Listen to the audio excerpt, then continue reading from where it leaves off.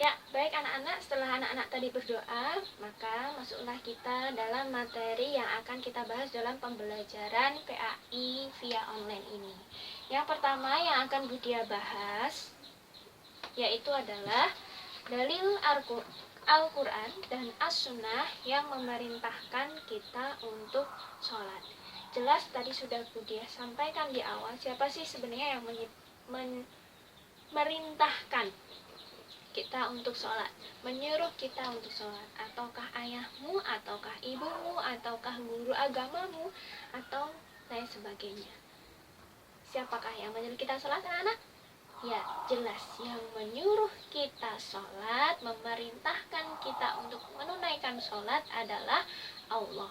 Nah, Allah sendiri yang berfirman di dalam kitabullah-Nya, di dalam Al-Quran, bahwasannya kita manusia diperintahkan untuk sholat. Dan tujuan kita diciptakan di dunia ini hanya untuk beribadah kepadanya. Sesuai dengan firman Allah, wa ma khalaqtul jinna wal insa illa liya'budun, dan tidaklah aku ciptakan manusia dan jin kecuali untuk beribadah kepada Allah. Nah, berhubung materi kita ini adalah sholat, maka Budia akan membahas ayat-ayat Al-Quran yang memerintahkan, menjelaskan tentang perintah sholat, untuk menunaikan sholat. Nah, di sini bisa dilihat di papan tulis Budia bahwasannya Budia mengambil 2 ayat. Sebenarnya banyak sekali ayat-ayat yang membahas tentang perintah sholat. Namun di sini Budia hanya memberikan contoh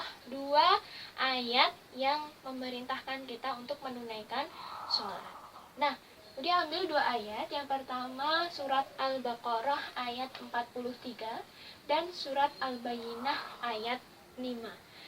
Di samping itu pula nanti Budia akan tambahkan dari hadis Rasulullah yang mewajibkan atau menganjurkan kita untuk melaksanakan sholat. Yang pertama Budia bahas dulu dari ayat-ayat Al-Quran dulu yang akan memerintahkan kita untuk sholat. Yang pertama dari surat Al-Baqarah ayat 43. A'udzubillahi minasyaitonirrajim. Bismillahirrahmanirrahim. Wa aqimus sholata wa atuz zakata warka'u ma'ar raki'in. Artinya, dan laksanakanlah sholat, tunaikanlah zakat, dan rukuklah beserta orang-orang yang rukuk. Di sini jelas anak-anak bahwasannya wa aqimus sholah, dan laksanakan sholat. Ini Allah sendiri yang berfirman bahwasanya kita diminta untuk melaksanakan sholat. Kemudian yang kedua adalah surat Al-Bayyinah ayat ke-5. Ada yang tahu surat Al-Bayyinah ayat ke-5? Ya, kita baca sama-sama. A'udzu billahi minasyaitonir rajim. Bismillahirrahmanirrahim. Wa ma umiru illa liya'budullaha mukhlishina lahuddin hunafa'a wa yuqimus sholata wa yutuz zakata wa dzalika dinul qayyimah. Artinya, padahal mereka hanya diperintah menyembah Allah dengan ikhlas menaatinya, semata-mata karena menjalankan agama, dan juga agar melaksanakan sholat dan menunaikan zakat, dan yang demikian itulah agama yang lurus atau benar. Jadi 2 ayat tadi, maaf Budia yang Al-Bayyinah tidak dituliskan karena papan tulisnya tidak cukup ya. Jadi Budia bacakan tadi, wa ma umiru illa liya'budullaha mukhlishina lahuddin. Padahal mereka hanya diperintah menyembah Allah dengan ikhlas, semata-mata menaati karena menjalankan agama. wa yuqimus sholata, dan melaksanakan sholat, wa yu'tuz zakata, dan menunaikan zakat, dan yang terakhir wa dzalika dinul qayyimah, dan demikian itulah agama yang lurus dan benar. Jelas bahwa Allah sendiri yang berfirman anak-anak, bukan Budiah, tetapi ini Budiah menyampaikan firman Allah bahwasanya kita itu diminta untuk menjalankan sholat, melaksanakan sholat, menaati Allah, beribadah hanya kepada Allah, semata-mata hanya kepada Allah, bukan yang lain. Itu jelas Budiah jelaskan di ayat surat Al-Baqarah ayat 43 dan surat Al-Bayyinah ayat 5. Itu dalil dasar dalam Al-Quran yang memerintahkan kita untuk menjalankan sholat. Kemudian hadisnya, hadis Rasulullah yang memerintahkan kita untuk sholat. Bisa dilihat anak-anak?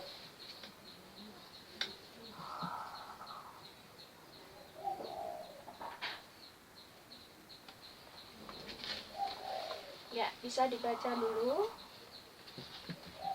Ini adalah hadis yang memerintahkan kita untuk sholat. Ini Budiah ambil dari hadis Arba'in Nawawi, hadis yang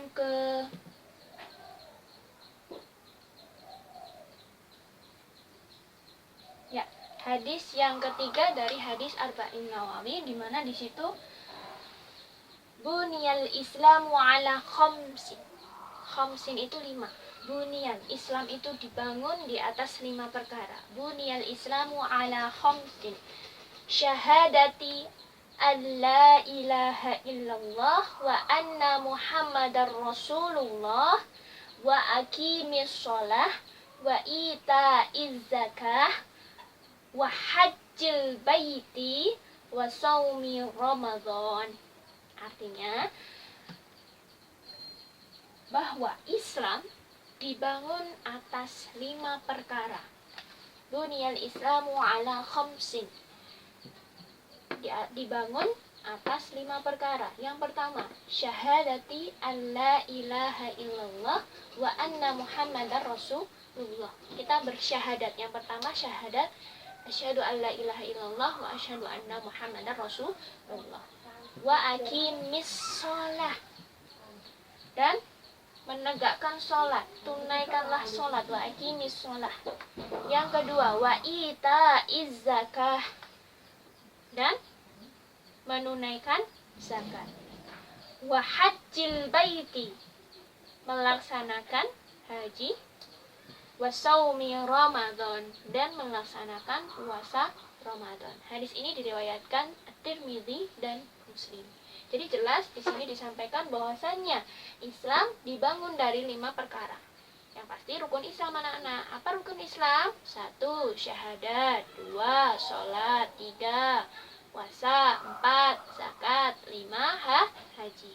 Jadi ini di dalam hadis ini jelas menyampaikan bahwa kita diperintahkan untuk menunaikan sholat.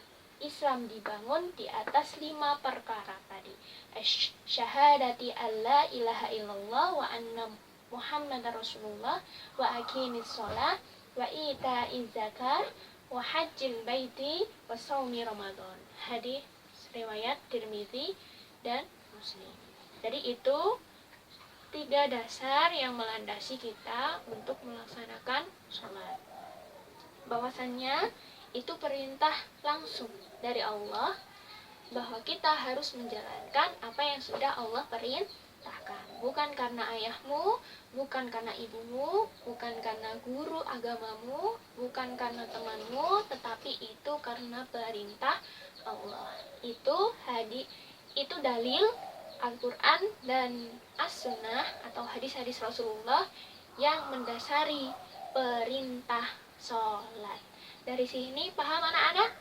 Jika belum paham, nanti bisa ditanyakan ke Budiah lewat via WA pribadi. Begitu, itu materi tentang dalil Al-Quran dan As-Sunnah atau hadis yang memerintahkan kita untuk sholat.